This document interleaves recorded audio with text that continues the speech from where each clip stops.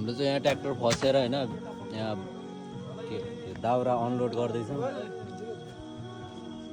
केटाहरू यहाँ हान्दैछ होइन के खाएको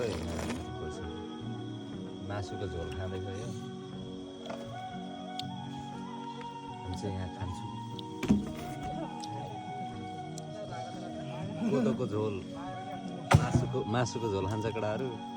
हामी चाहिँ खान्छौँ कोदोको झोल नाटक नगर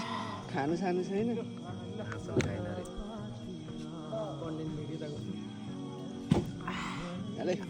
यता देखाए यसरी खान्छ राईको छोराले कोन दाई छेत्रीको छोरा जस्तो देख्छु नाक हेर्दा त हो रहेछ यार खाली गरिदियो त विशाल ए बोतल पनि छ